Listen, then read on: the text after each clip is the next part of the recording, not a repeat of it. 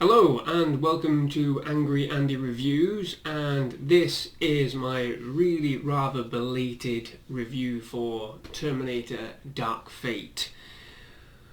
Yeah, it's taken me a hell of a long time to figure this one out, unfortunately, and it comes down to my inability to sort of accurately express my divided opinion on the film, and I am really divided by it. I really am completely split down the middle between having witnessed something that is relatively enjoyable and fun and having seen something that has completely eviscerated and destroyed my love for the Terminator film series, all in the same breath. So yeah, just going to get straight on this, and here we go. So yeah, we haven't had anything in the way of great Terminator films since Terminator 2, but it is the sheer fact that the first two Terminator films are so well loved and still well thought of from James Cameron. You know, they're considered two of the greatest films of all time. That unadulterated and morbid curiosity grabs you and overwhelms you when it comes to a new Terminator film coming out, and you just can't help yourself. You have to go and see it. You have to go and find out what it is, and you're filled with hope. But here, with Terminator Dark Fate, is where the hope for the series officially dies.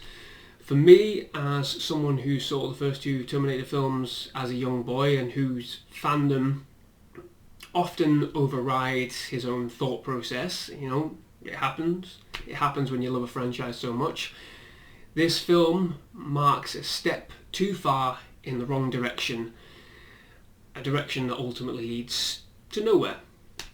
Dark Fate, for all its talk of being a sequel to Judgment Day and ignoring Rise of the Machines and Salvation and Genesis, is plain and simply just another reboot. Sure, it does continue the story of how Sarah Connor beat Skynet, etc. But, and this, dear friends, is where I cannot help but lose it.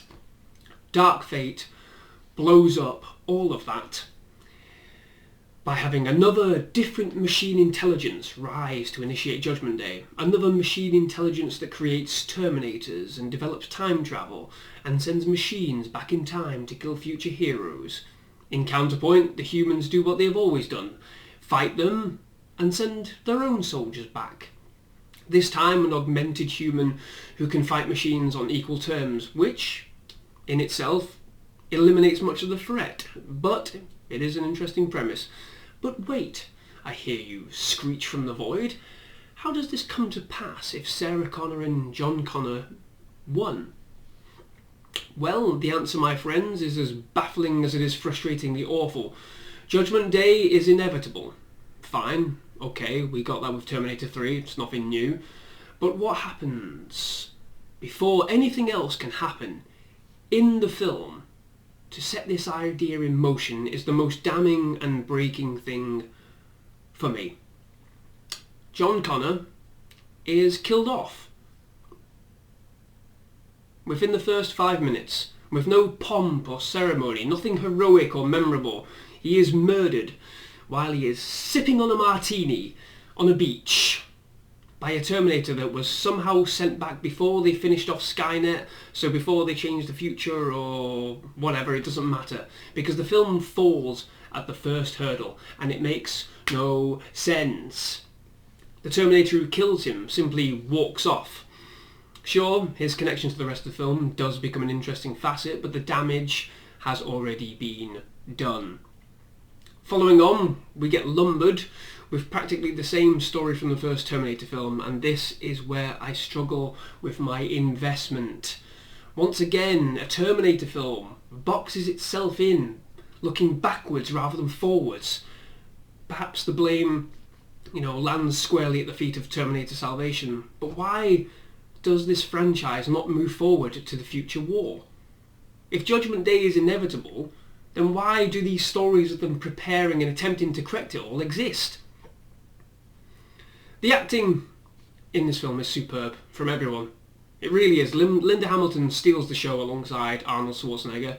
Mackenzie Davis is great at as the augmented human Grace, and Gabriel Luna is particularly good as the Terminator or Rev 9.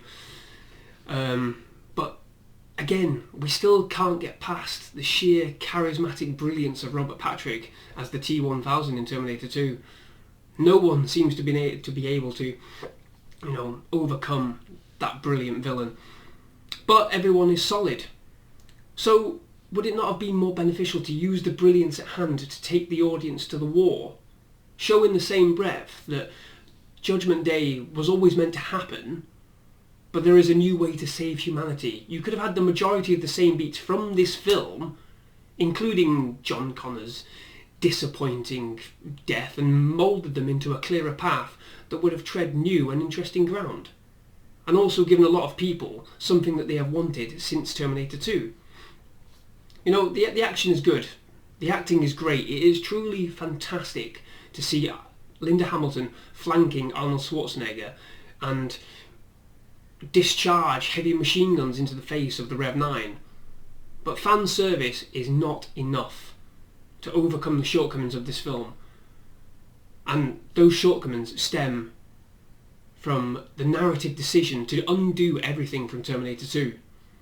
I'm not going to lie, I freely admit that this may come across as fanboyish and self-entitled.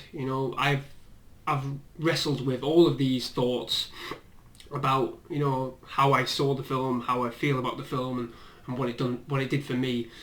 But everything about my issues with this film are rooted purely from the story. Nothing is new, nothing is fresh. They changed the name from Skynet to whatever it becomes, and they call it a Rev 9, but it still looks like a Terminator, it still behaves like a Terminator. Too much is the same. Not enough is unique or different to warrant any more. And it's equally frustrating because the smaller details of this film are some of the most rewarding aspects of it. Carl, who turns out to be the Terminator who killed John, is subsequently cut off from Skynet, lives a small, quiet existence in the middle of nowhere, and this is a really interesting part of the film. This shows so much more about the Terminator lore. He has a dog, which according to the lore itself shouldn't be possible as dogs hate Terminators, but it goes to show a level of character development. He is stuck with humans with no mission and no purpose, but he grows and develops human tendencies. That is interesting, that is unique, that is your path to victory in the future war. Machines can empathise. Sad part is that the film is more interested in pushing a laboured, rehashed plot as opposed to exploring these other new avenues that it has to offer. It's too focused on doing the same thing rather than risking it all. For all the quality of the action and the acting, the film's narrative is what kills it. And it kills the series for me. The series is dead. And unfortunately this is even more evident in the now clear box office takings, which at the time of writing, because I'm so far behind, the film's been out for about 3 weeks. I think at this point, let me see. 3 weeks, yeah.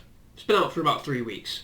And the film is currently on track to lose around about $100 million. $100 million. Wow. But I hear you cry, it's the third best Terminator film to date. Sorry, but nobody cares about bloody bronze. Nobody cares. And audiences are seemingly just as tired as I am with their favourite franchises being destroyed and rehashed like a Frankenstein beast, rather than them being pushed to daring new heights. We will never get the future war Terminator film. We'll never get it. It'll never happen though. There was the possibility, because this was rumoured to be the first part of a new trilogy. The possibility was there that they were going to do it with this one. But it's not going to happen. They should have bitten the bullet. If you had to kill off John Connor, fine. It's horrendous. It's a horrendous decision. because everything was banked on him originally. Fine. If you have to do it, do something heroic with it. Take us to the war. Let us see him being the leader that we were told he was going to be. But then, you know, not much is known about what happens after Skynet is beaten. You could have done all this. You could have had, like I said, all the same beats. Could have had everything. But no, you flitter it away for whatever this becomes. And it's really annoying because it is quite a fun film. There's some really good bits in it. There's some good action in it. But the narrative is all wrong. It's all wrong. It's poor. Oh, perhaps it is best to slowly sink into the molten metal, raise a thumb of despair, allow the CPU to fade to black, and then move on quietly. Unfortunately, I think that's what I'm going to do. So yeah, there you go. That's the end of the review. I paid money for this. Disappointing. I'm going to give it a 6 out of 10, boys and girls, ladies and gentlemen, creatures and demons. 6 out of 10 is what I think of this film. So there you go. I'm sorry it took so long in coming. I'm sorry that it probably feels like I'm rambling a bit, or jumping on a high horse, or running off of it. But there you go. I'm done with Terminator. Done with it all. It didn't work as a TV show. It hasn't worked since Terminator 2. That's, what, how many films is that? 4 films now. 4 sequels we've had since Terminator 2. And every single one of them hasn't worked. You got to let it die, man. Gotta let it die. So there you go. Well, that's not the only film I've reviewed recently. I have done a few more. They're all on the Facebook page, and I will leave a link down below.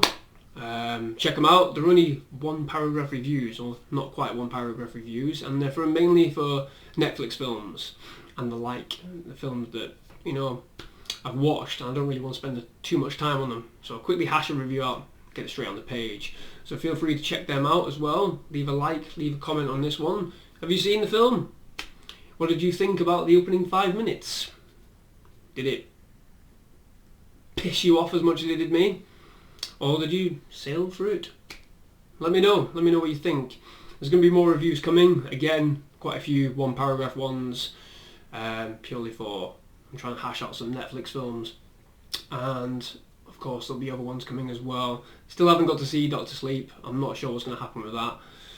Hopefully I can get it, you know, get it watched before it goes out of the screenings. But we'll see what happens. The march continues towards Rise of Skywalker as well. I don't know. I'm excited but skeptical. It's weird. It's a weird feeling. Most of you know my opinion on The Last Jedi. You know, it is what it is. It is what it is. I'm working my way through all the films to date, apart from, I'm not going to bother with Solo, I'm not going to bother with Rogue One. I like Rogue One, but for the reason of streamlining everything, I'm just going to stick with the saga films, if you want to call them, not the Skywalker saga films. And we'll get to Rise of Skywalker. Skywalker. Originally I wasn't going to do a review for it, but I'm going to do one anyway, because every man and his dog is going to do it. So I'm going to join in. I'm going to throw my bat into the ring and see what happens. So there you go. Thank you very much for watching, if you are watching, or if you're reading the review. Check out the YouTube channel as well. Whatever, you know, swings back and forth. Like both, don't like both, share both, don't share both. Hope you enjoyed this. I'll be very back soon. Oh God, I'll be back soon, very back soon. God. Good English. See you later.